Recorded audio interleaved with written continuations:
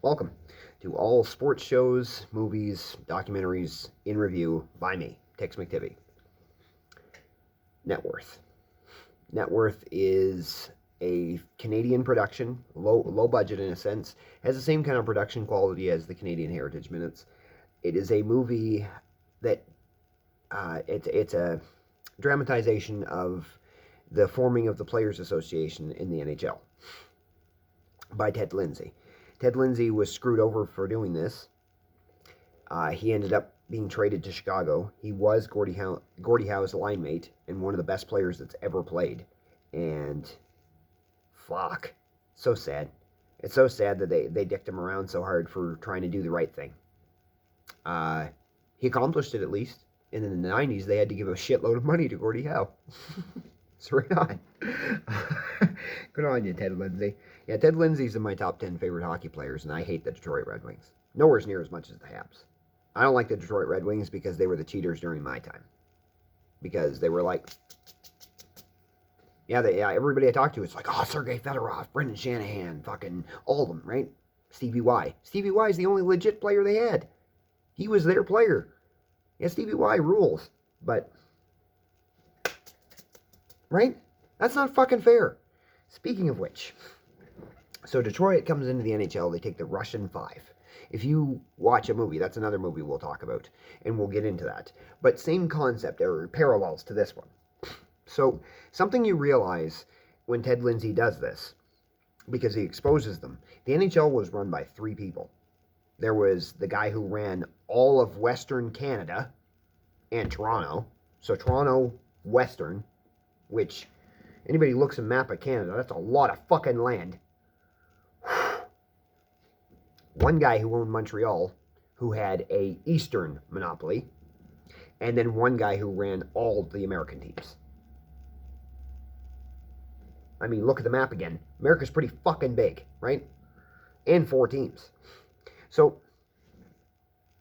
something that a lot of people don't realize is that how much money they were stealing from the players. They were stealing shitloads. And these guys were just banking it, getting rich off these guys breaking their bodies and dying, basically. So people who were fist fighting with Ted Lindsay basically nightly were fucking... he managed to convince them. And they were like, you're right.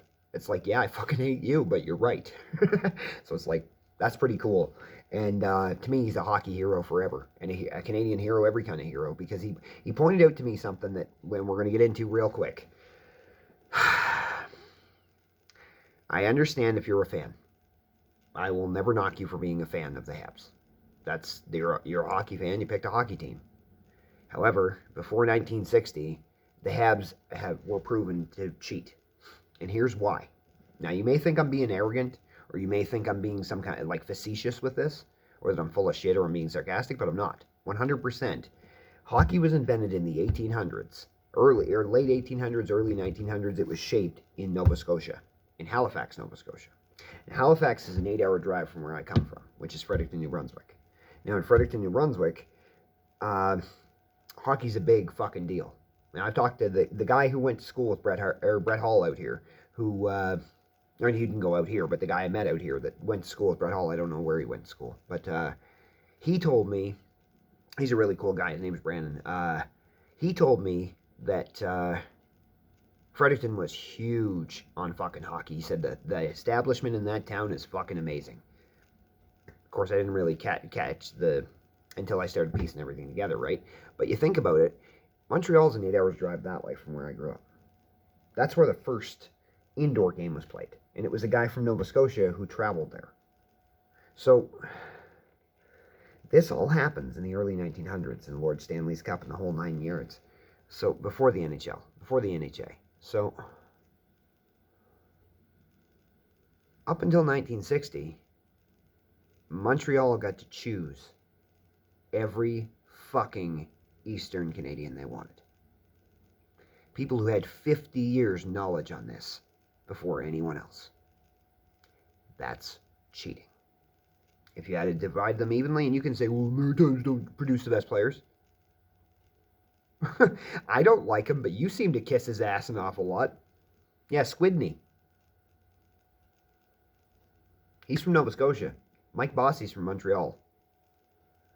There's a small space on the map into Ontario where fucking Gretzky and Orr grew up. Like, it's not so much just that where the best players come from. The other teams didn't stand a fucking chance because they didn't even know the game unless it was something special like Cyclone Taylor from Vancouver, right, where he was just amazing. Or somebody in the States was amazing, right? Like a Mike Modano kind of idea back then. But you think about it, it took till Mike Modano to get to that point.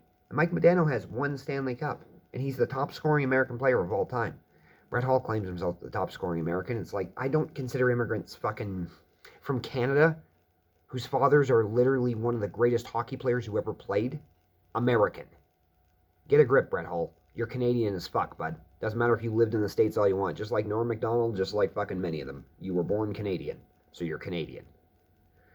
Anyways, and being the son of Bobby Hull, there's a statue in Belleville, your fucking father. Yeah, it's the same hometown my stepdad has. So I've been there. I've touched the statue. I've met Bobby Hull. I talked to him for quite a while. He's the reason I didn't get to meet Bobby Orr, but I can't get mad at him because he wasn't being a dick to me. He was actually answering my questions. He signed my autograph, and he was friendly as fuck to me. I told my dad was a big Blackhawks fan. He's like, fucking right, man. He's like, I miss those days, and blah, blah, blah. And he got into talking, like, all friendly with me. He wasn't the pompous kind of way that a lot of people present him. No, he was actually really nice to me. And didn't get to meet Bobby Orr, but it's okay. I don't need to meet people. I worked in the Aiken Center, and I worked on my mom's side. My mom used to run the other side, the smaller side of the concessions. My Uncle Terry used to run the bigger side. So I worked for my mom on the smaller side, and when you walked around, Bobby Hull was here. And then on the opposite side was Bobby Orr. And I seen him get up and leave the table, and I'm like, I'm not going to disrespect Bobby Hull. I was young, right? I'm not going to disrespect you. Your son just won my favorite player, Stanley Cup, so it's like, you know what I mean? He finally got someone to play with. I was huge on Modano, and a big fucking Brett Hall fan because of this. Because he ended up fucking helping him, right? He actually could play. I mean, Zuboff and Neuendijk and all these other guys, like, yeah, they were great too, but Brett Hall's fucking amazing. And a lot of people have lots to say about him. I heard him in an interview say that Modano's top 5 players that ever played. Agreed. Yeah. Yeah, I got no disrespect for Brett Hall at this point because of what he said about Modano and the cup, right? Anyways, not to go on about all that shit, but some people may not see it as cheating because they may be like, as if the Maritimes are better. They had 50 years more to think about it, roughly. It's like, and you think about it. If you're a kid in grade 11 and you walk up to some grade 9er and he hasn't ever even heard the concept of calculus yet, and you just punch him in the face and be like, you stupid little fuck, how come you don't know how to do this thing you've never been taught? This is how I see it. That's what Montreal did to Toronto, the Rangers, Boston, the Hamilton Tigers, all of them. And I mean, what about that Wanderers thing? The Montreal Wanderers was another Montreal team. Their fucking arena burned down instantly. Then all their team was forced to go play for the Habs. I can't prove that one, but I wouldn't put it past them. I have never not seen shit like that. If you're a Habs fan, cool. I won't knock Guy Lafleur. I claim him the greatest player that I never cheered for. Ken Dryden won Canada stuff, so, and he's my Uncle Terry's favorite player, so